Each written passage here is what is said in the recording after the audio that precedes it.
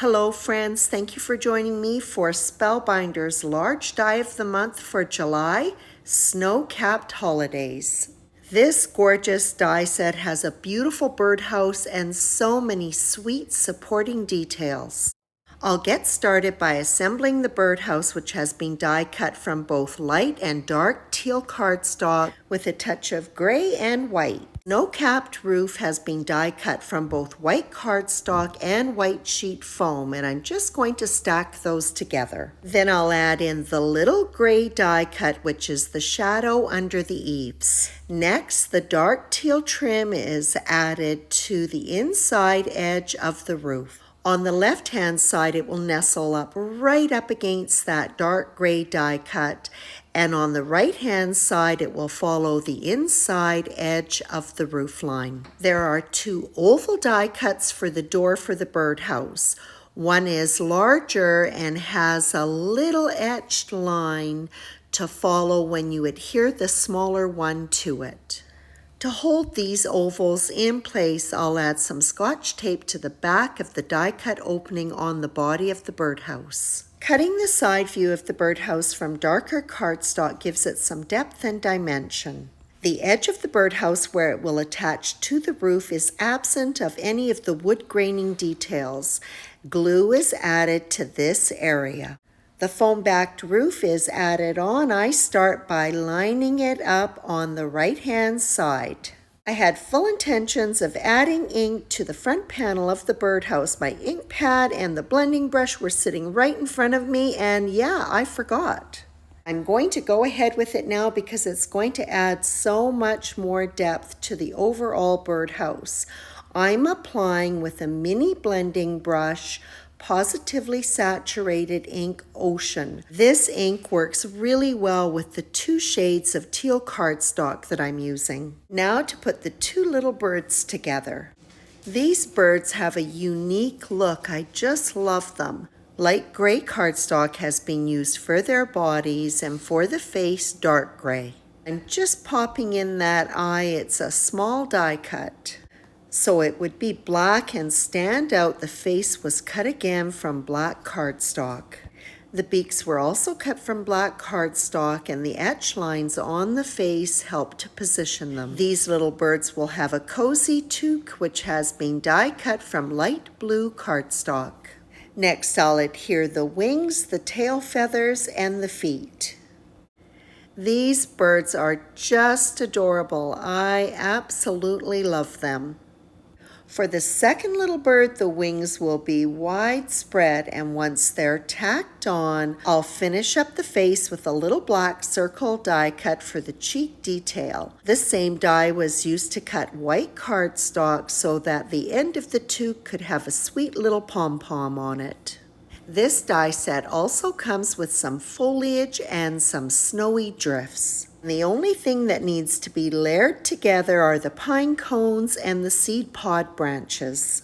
It's a winter scene, so of course there has to be lots of splatter, and I'm using Spellbinder's Splatter White. I've added a little bit of water to it to help loosen it up, and I'll be applying it with a fan brush. This panel is A2 size, 4 1/4 inches by 5 1/2 inches, and will be the background for the birdhouse. This is my favorite dark blue cardstock, Indigo by Spellbinders. I'll also be spattering all of the elements.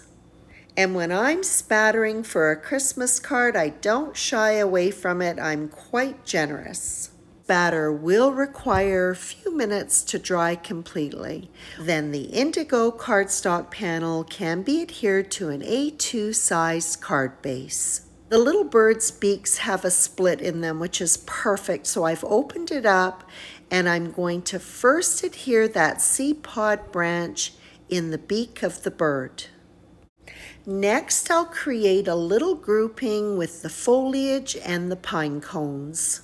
The card has been completely planned. I know exactly where everything is going to go, and I just find it easier to create these little independent elements and then pop them on the card base when I'm ready to assemble it. This bird has been adhered to the perch. The perch was also die cut from foam, so I'm just adhering that to the back of it. So now I'm ready to start pulling this card together in the birdhouse, which is a really good size, and will fill up this background, is adhered to the card base. And remember, the roof has been backed onto a foam die cut, so it gives it that little pop of dimension. Next, I'll adhere the bird sitting on the foam backed perch. So I have to add in a couple of small foam squares so that the bird is even with the dimension that has been created on the perch.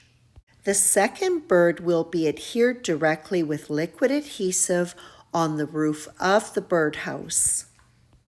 Then I'll add in the little grouping of foliage with the pine cones on the bottom left-hand corner of the birdhouse so that it spills over onto the background. I'll just flip the card over and trim off the tails from the bow so that they're flush. I'm going to use a sentiment from the Better Press of the Month for this card. The plate is being inked up with Better Press ink Teal Topaz. The platen is snapped onto the magnetic feet of the platform and it's run through the die cutter. This sentiment looks really cool. The background is recessed with the raised lettering. Coordinating die was used to cut both the sentiment and also some white sheet foam so that it could be stacked. And then it's adhered to the birdhouse. For this particular card, I did not use the branch or the snow drifts that come with this die set, but I still really wanted to take that snowy look to the next level. I'm using a product called Nouveau Stone Drops Chalk White. I'm just adding in some drifting snow to the top of the sentiment. I'm also applying it along the edges of the rooftop. If you have trouble getting things on straight, no worries. This is not what you want for this look. The more irregular it is, the more natural the snow looks. I'll finish up by adding some snow onto the pine cones. This is a really neat product. It has texture in it, almost like a fine sand. As it dries, it turns matte, and the texture really stands out. This is my favorite product for creating snow. There you have it. Spellbinder's fabulous large die of the month Snowcapped Holidays. I loved working with this gorgeous die set, and I hope that you enjoyed this video as much as I enjoyed making this card.